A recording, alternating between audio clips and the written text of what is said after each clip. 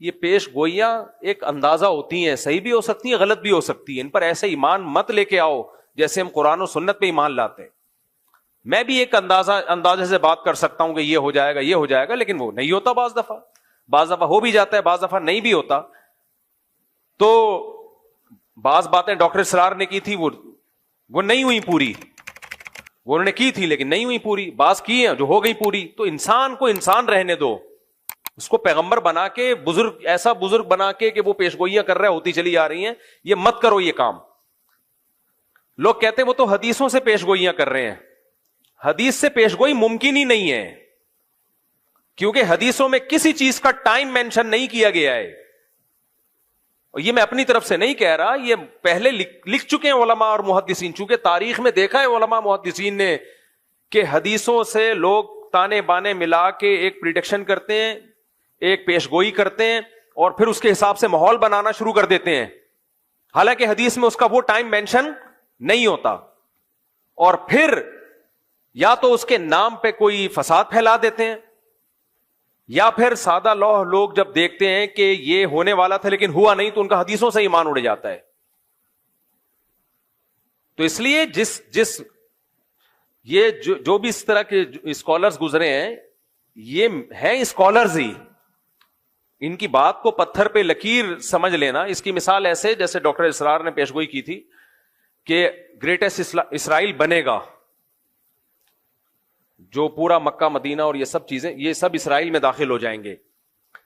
ان کی نیت پہ ہمیں کوئی شبہ نہیں ہے، انہوں نے اچھی نیت سے ہی کہا، لیکن یہ بات غلط ہے۔ اگر آپ نے مان لیا نا کہ گریٹسٹ اسرائیل بنے گا، تو یہ امید کی بات ہے یا مایوسی کی بات ہے؟ مایوس۔ اس کا مطلب پھر وہ چھوڑ دیں، جو وہاں مزاحمت کر رہے ہیں وہ چھوڑ دیں مزاحمت، جب بنے گا تو کیا ضرورت ہے کرنے کی پھر؟ تو ڈاکٹر اسرار صاحب کی نیت اپنی جگہ، لیکن انشاءاللہ نہیں بنے گا، کسی کا باپ بھی نہیں بننے دے گا ان کو۔ یہ سٹائل ہونا چاہیے۔ کیسے بنے گا بھائی؟ آپ کے مکان پہ کسی نے دھمکی دی کہ میں قبضہ کروں گا، تو پہلا ریپلائی آپ کا کیا ہوگا؟ تیرے باپ میں دم میں تو کر کے دکھا۔ لڑنا تو بعد میں جا کے، کیس ویس تو بعد میں نمٹیں گے بیٹھ کے۔ اور اگر وہ کہے کہ حدیث میں آتا ہے کہ میں قبضہ کروں گا، اس کا مطلب اس نے تو آپ کے ہاتھ پاؤں کاٹ دیے۔ تو کتنا ہی نیک اسکالر ہو، اچھا ہو، غلطی ہر انسان سے ہو سکتی ہے۔ میرا مقصد ان کی ذات کو ہدف بنانا نہیں ہے، میرا مقصد صرف اور صرف یہ بتانا ہے کہ حدیثوں میں کسی چیز کو مینشن نہیں کیا گیا ٹائم کو۔ اس لیے علماء پہلے یہ سب حدیثوں کو ایکسپلین کر چکے ہیں کہ حدیثوں میں دو طرح کی حدیثیں ملتی ہیں ہمیں۔ ایک تو وہ حدیثیں یہ کرو یہ مت کرو، جن میں آرڈر ہے کہ یہ کرنا ہے اور یہ نہیں کرنا، ان حدیثوں کو ہم نے فالو کرنا ہے۔ دوسری وہ حدیثیں جن کا تعلق ہے پیش گوئیوں سے، وہ نبی صلی اللہ علیہ وسلم کی نبوت کی دلیل ہے کہ آپ نے بتایا ایسا ہوگا لیکن ٹائم نہیں بتایا، تو بس اتنا ایمان رکھنا پڑے گا کہ ہوگا، کب ہوگا یہ نہیں بتایا، لہذا ان حدیثوں کا عمل سے تعلق نہیں ہے کہ ان کو سامنے رکھ کر ہم پلاننگ کرنا شروع کر دیں۔ نا نا نا نا نا نا، یہ غلطی نہیں کرنا۔ پلاننگ ان حدیثوں کو سامنے رکھ کے نہیں کی جائے گی، پلاننگ گراؤنڈ ریئلٹی کو سامنے رکھ کے کی جائے گی۔ پلاننگ جو کی جائے گی گراؤنڈ ریئلٹی، آج کی زمینی حقیقت کیا کہہ رہی ہے، اسباب کیا کہہ رہے ہیں کہ کیا کرنے سے کیا رزلٹ نکلتا ہے اسباب کی دنیا میں، اسباب کی دنیا میں کیا کیا جائے تو کیا رزلٹ نکلے گا، تو ان اسباب کو سامنے رکھ کے فیصلہ کرنا ہے۔ کیوں؟ نبی کی یہ سنت ہے کہ ہمیشہ فیصلہ کس کو سامنے رکھ کے کیا جائے گا؟ بولو نا، اسباب کو۔ تو اسلام کو دنیا میں غالب کرنے کے لیے صرف دین کا علم کافی نہیں ہے، دنیا کے اصولوں پہ چلتی ہے۔ دنیا میں دنیا کی، دیکھو عیسیٰ علیہ السلام قرب قیامت میں نازل ہوں گے، اللہ کرے غامدی صاحب اس وقت تک زندہ رہیں تاکہ اپنی آنکھوں سے دیکھ لیں۔ بخاری اور مسلم کی حدیث کا غامدی صاحب نے انکار کر دیا نا، اتنی واضح حدیث ہے کہ لَيُوشِكَنَّ أَن يَنزِلَ فِيكُمُ ابْنُ مَرْيَم، ضرور بھی ضرور تم پر عیسیٰ ابن مریم نازل ہوں گے۔ تو جناب غامدی صاحب اگر یہ مطلب حدیث تو ہے بخاری مسلم کی، اور بھی حدیث کی کتابوں میں آئی ہے، اگر نبی پر کسی نے یہ ان حدیثوں میں جھوٹ باندھا ہے معاذ اللہ، تو اس کا مطلب یہ امت بہت بڑی کذاب تھی، کیونکہ اس حدیث کو ایک راوی نے بیان نہیں کیا، متعدد راوی ہیں، وہ سارے جھوٹے تھے معاذ اللہ. پھر تو امت پہ اعتماد ختم. پھر تو کیا بھروسہ یہ کتاب جو ہمیں قرآن ملی ہے امت نے اس میں تحریف نہ کر دی ہو. آپ کہہ سکتے ہیں قرآن کی حفاظت کا تو اللہ نے وعدہ کیا ہے، اس کا جواب یہ کہ یہ بھی تو اسی قرآن میں لکھا ہوا ہے جو ہمیں اس امت نے دیا ہے. عقلی طور پر امکان ہے خود ہی لکھ کے ہمیں دے دیا ہو، لیکن ہم کہتے ہیں یہ نہیں ہو سکتا، کیونکہ تواتر کے ساتھ جب کوئی چیز چلی آ رہی ہوتی ہے اس میں غلطی کا امکان نہیں ہوتا. تو حضرت عیسیٰ علیہ الصلوۃ والسلام جب نازل ہوں گے نا قرب قیامت میں، اچھا جب نازل ہوں گے تو اس وقت ہی نازل ہوں گے. کائنڈلی ابھی آپ کوئی ایسا کام نہ کریں. لوگ کیا امام مہدی کے انتظار میں آذربائیجان ہو کے آیا ہوں نا، وہاں ایک انقلاب آیا تھا رشیا سوویت یونین کے انقلاب سے پہلے. کوئی لیڈر گزرا ہے جس نے بہت لوگوں کو قتل کیا، اور آذربائیجان میں جو اسلامی حکومت تھی اس کو ختم کر دیا تھا اس نے. یعنی اہل سنت کی حکومت تھی، سنیوں کی. تو ختم کیا کس دلیل پہ؟ کہ میں امام مہدی ہوں. حدیثوں میں جس مہدی کا تذکرہ ہے وہ میں ہوں، اور ایسی کی تیسی کر دی پوری اسٹیٹ کی، ریاست کی. اس کے بعد سوویت انقلاب آیا تو انہوں نے ان کی بھی ایسی کی تیسی کر دی. تو آج کل ایسی کی تیسی ہی چل رہی ہے مارکیٹ میں. تو اسلام اسباب اختیار کرنے کا حکم دیتا ہے، اسباب سے دور نہیں کرتا آپ کو. جب تک مسلمانوں نے اسباب اختیار کیے، دنیا پہ حکومتیں کی ہیں. سلطان محمد فاتح نے ترکی میں، استنبول میں، قسطنطینیہ میں جو قلعہ فتح کرنا تھا اس کے لیے وہ اپنی صف میں بزرگوں کو بھی لے کر گیا جو دعائیں مانگیں گے. لیکن اس کے لیے بزرگوں کو تو لایا ہے دعائیں مانگنے کے لیے، لیکن اس نے پہلے اپنے انجینئرز کو کہا کہ اتنی بڑی توپ بناؤ جو اس سے پہلے دنیا میں کسی کے پاس اتنی بڑی توپ نہ ہو، جس کو لوگ کے بولیں یہ توپ ہے. کہتے ہیں نا کیا توپ چیز ہے، کیونکہ اتنی چوڑی دیوار ہے قسطنطینیہ کے قلعے کی کہ اس دیوار کو چھوٹی موٹی توپوں سے توڑنا ممکن نہیں ہے. وہ کہہ سکتا تھا ہمارے پاس اتنے بڑے بزرگ ہیں، نیک لوگ ہیں، اتنا بڑا لشکر ہے، اور نبی نے خوشخبری بھی دی ہے قسطنطینیہ فتح ہوگا. آپ نے فرمایا سب سے بہترین لشکر وہ ہوگا جو قسطنطینیہ فتح کرے گا. یہ تو بتا دیا آپ نے، لیکن کیا مطلب؟ بس ہم چلے جائیں فتح کرنے؟ کیوں نبی نے کہا ہوگا فتح. بھائی نبی نے ڈیٹ نہیں بتائی ہے کہ محمد فاتح کے ہاتھ پہ ہوگا یا اس سے پہلے کسی کے ہاتھ پہ ہوگا. اس کے ہاتھ پہ ہوگا جو اسباب اختیار کرے گا. 700 سال کے بعد جا کے یہ پیش گوئی پوری ہوئی ہے نبی کی. 700 سال پہلے بھی حملے ہوئے ناکام. کیوں؟ دشمن زیادہ طاقتور تھا، اور جو اٹیک کرنے والے وہ دشمن کے مقابلے میں کمزور، حالانکہ نیک تھے. صحابہ، تابعین، تبع تابعین، انہوں بھی حملے کیے ہیں. حضرت ابو ایوب انصاری کی قبر ہے وہاں قسطنطینیہ میں دیکھ کے آیا ہوں.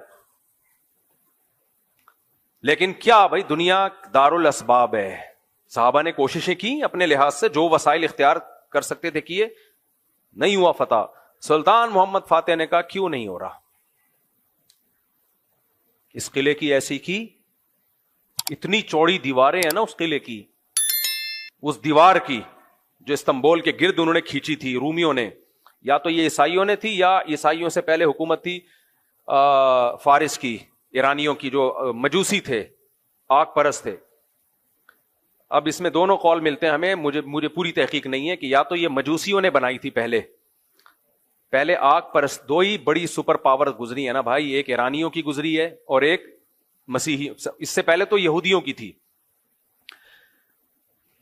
دیکھو پہلے یہودیوں نے دنیا میں حکومت کی ہے، سلیمان اور داؤد علیہ السلام کے دور میں. ہر جگہ کس کی تہذیب نظر آتی تھی؟ یہودیوں کی.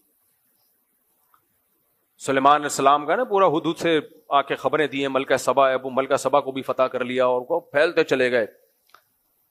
تو جو سپر طاقت تھی دنیا میں، جو سلطنت قائم تھی، وہ کس کی تھی؟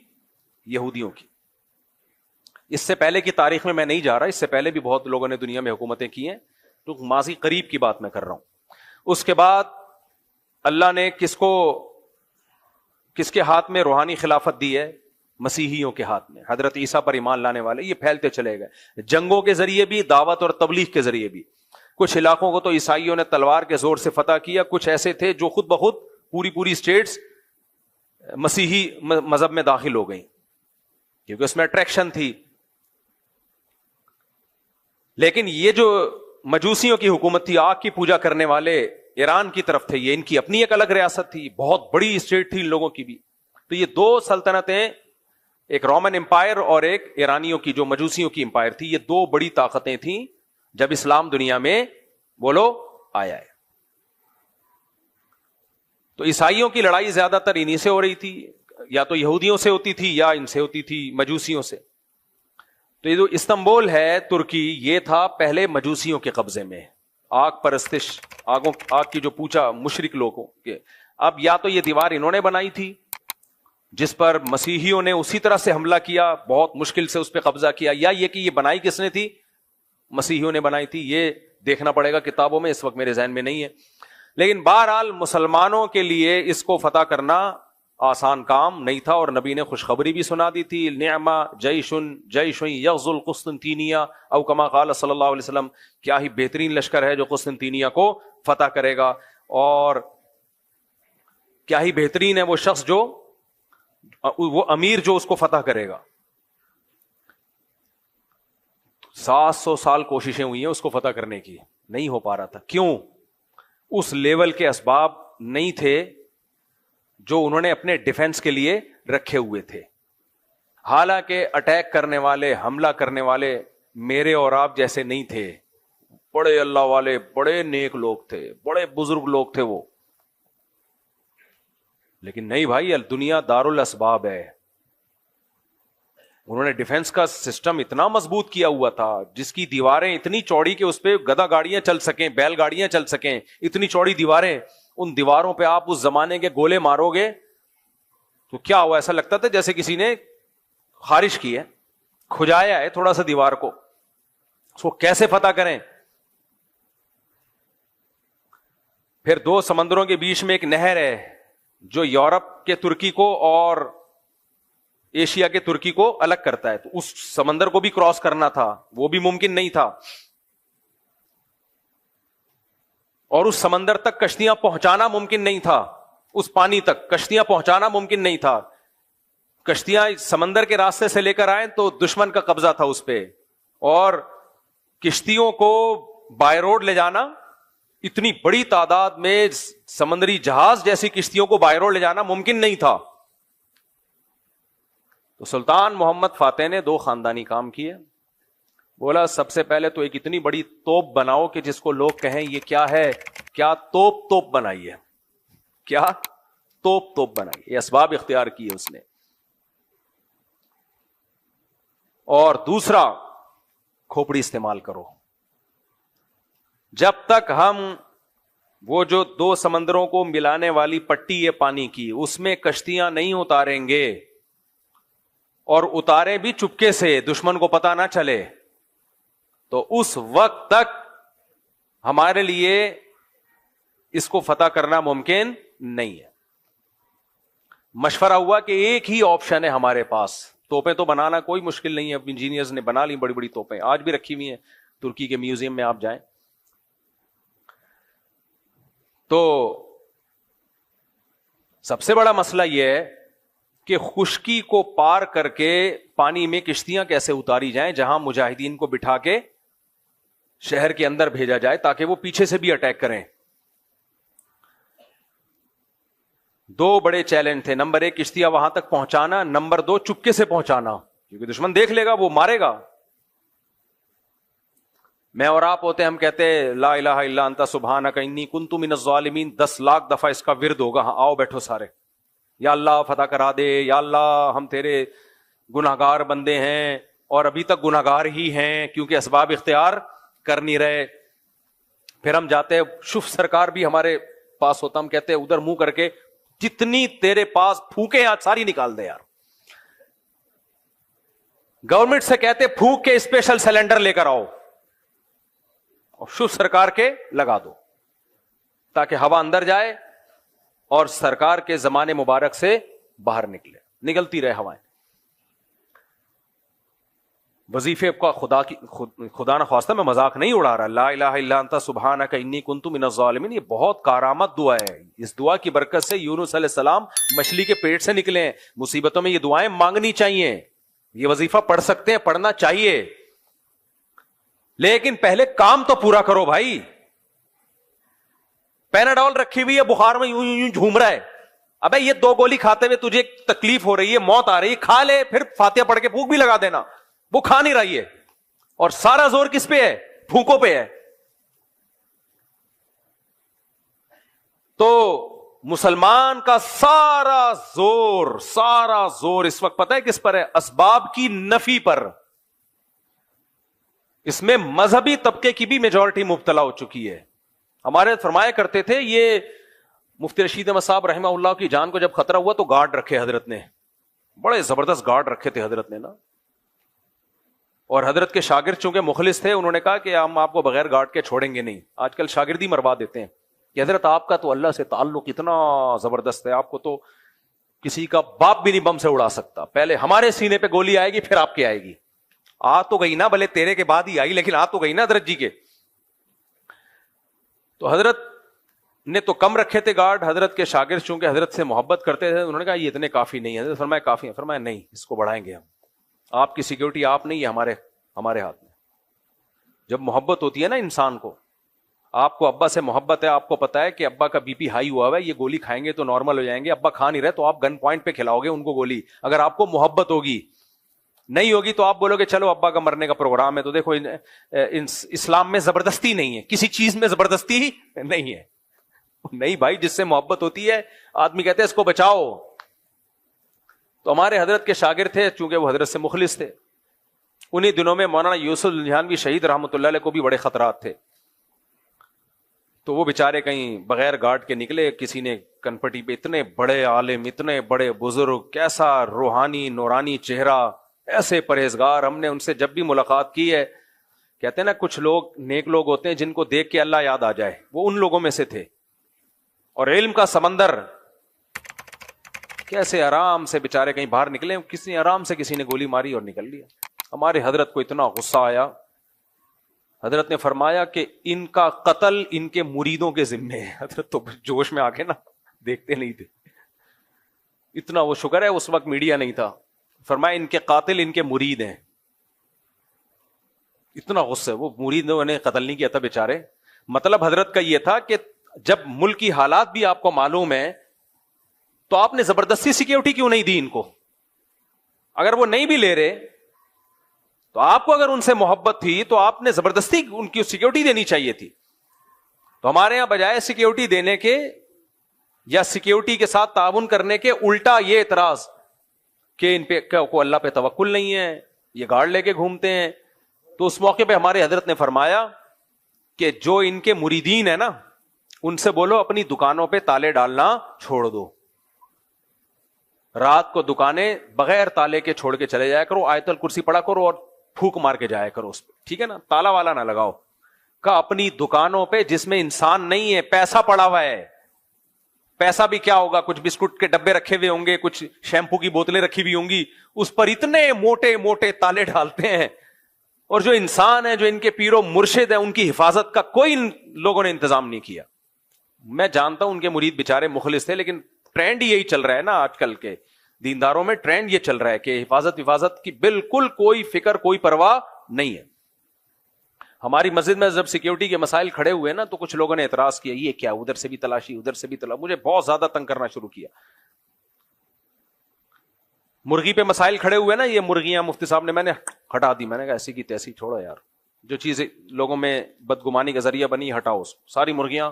حالانکہ کم سے کم بھی 2 سے 2.5 لاکھ روپے کا سیٹ اپ بنایا تھا میں نے, وہ سارے ضائع ہو گئے میرے. میں نے کہا ہٹا دو, کوئی مسئلہ نہیں. سیکورٹی پہ بھی یہ کہ وہاں سے آ رہے ہیں تلاشی, وہاں سے یہ کیا ہے, کوئی GHQ ہے یا کیا ہے, یہ کوئی بم لے کے آ رہے ہیں.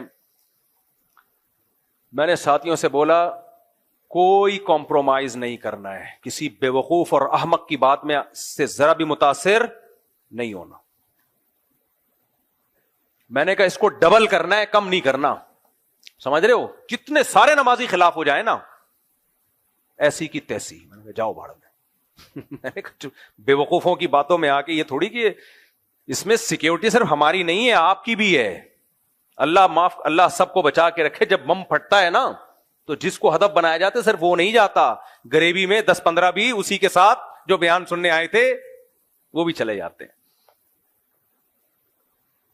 تو بھائی یہ تو آپ کے فائدے کے لیے ہے, اس سیکیورٹی کو ابھی ہم نے بڑھانا ہے, سمجھ رہے ہو, کم نہیں کرنا. تو آپ کو اگر کوئی تکلیف ہو رہی ہے, ہم آتے ہیں تو ہماری تلاشی کیوں لی جاتی ہے, ہم کوئی شکل سے دہشت گرد لگ رہے ہیں. آپ شکل سے جتنے بھی شریف لگے ہیں یار, پھر بھی آپ کو پوری تلاشی لی جائے گی آپ کی, ٹھیک ہے نا. تو اس لیے بیان سننے آنا ہے تو تلاشی میں کمپرومائز, سیکیورٹی میں کوئی کمپرومائز بولو نہیں ہوگا. ایک دن کیا ہوا, یہاں پر ایک بندہ بیٹھا ہوا تھا, شروع کی بات ہے جب زیادہ سیکیورٹی کا سخت نظام نہیں تھا, اس کی جیب میں ٹیٹی نکلی, پسٹل تھی اس کی جیب میں. ہم بدگمان نہیں ہو رہے, اپنے ڈیفenس کے لیے لایا ہوگا, لیکن بھائی کسی کے چہرے پہ تھوڑی لکھا ہوا ہوتا ہے. تو گارڈ نے یوں کر کے نظر لاتے رہتے نا یوں, تو اس نے دیکھ لیا, اس کو بلایا. خیر ہم نے پولیس والوں کو بلایا, انکوائری کی, وہ بندہ صحیح تھا, یعنی کوئی وہ نہیں تھا.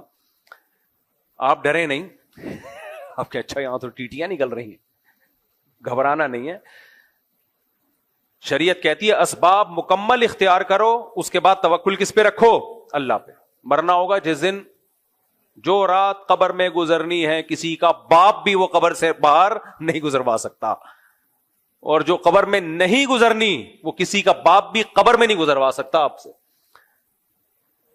تو کام سارے کرنے ہیں لیکن اسباب بھرپور اختیار کرنے ہیں, اس کے بعد پھر اللہ پہ توکل بھی کرو. پھر تو جو مرنا ہے بھائی وہ تو مرنا ہے, ڈرو نہیں موت سے. موت کا ڈر الگ چیز ہے اور بے احتیاطی الگ چیز ہے.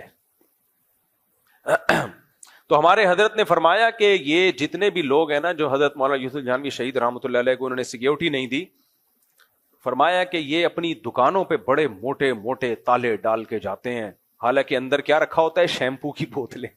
ٹھیک ہے, آپ گولے گنڈے والے کو دیکھو, جب ریڑی بند کرے گا کیسے تالے لگے ہوئے ہو, اور نظر سے بچنے کے لیے بھی انتظامات کیے ہوئے ہوتے ہیں.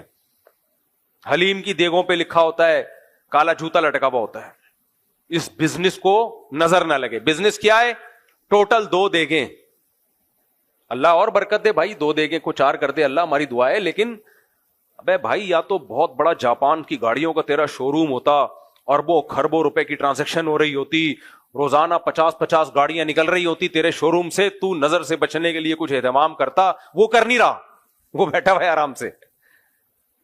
تیری حلیم کی دیگ ہے, اس پہ جوتے بھی لٹکے ہوئے ہیں اور کالے کپڑے بھی جھوم رہے ہیں. رکشے والے نے پیچھے جوتا لٹکایا ہوا ہوتا ہے, اب کم نظر آ رہا ہے, پہلے بہت ہوتا تھا. میں نے ایک دن پوچھا یار یہ کسی کی چپل اٹک کے رہ گئی ہے, بعض دفعہ ہوتے ہیں لوگ, میرے تو یہ خیال تھا کوئی اترتے ہوئے چپل اٹک گئی تو اس نے باہر لٹکا دی کہ جن صاحب کی ہو آ کے لے جائیں. اس نے کہا بھائی یہ نظر سے بچنے کے لیے. میں نے کہا بھائی ٹرک کو نظر لگی تھی تو رکشا بن گیا تھا وہ, اس کو کیا نظر لگے گی, یہ کیا بنے گا بیچارہ. یوسف علیہ السلام کے قریب کسی کا حسن ہو, ایسی اس بچے کی ماں حسن کو نظر سے بچانے کے لیے کچھ اہتمام کرے. جیسے کہتے ہیں حضرت عثمان نے ایک خوبصورت بچہ دیکھا تو اس کو ایک تل لگا دیا, تو تھوڑا عیب پیدا کرنے کے لیے. تو سمجھ میں آتا ہے بھائی, مائیں بچوں کو نظر سے بچا رہی ہیں, وہ بچے جو اندھیرے میں نظر نہیں آتے. وہ واقعہ پورا کون سا واقعہ تھا, ہاں وہ واقعہ رہ گیا. چلو تو خیر, تو سلطان محمد فاتح نے کیا کیا, یہ اسباب اختیار کی. میرا مقصد واقعہ سنانی, یہ تو میں ہسٹری بیان کر چکا ہوں پہلے بھی جب میں ترکی کا دورہ کر کے آیا تھا.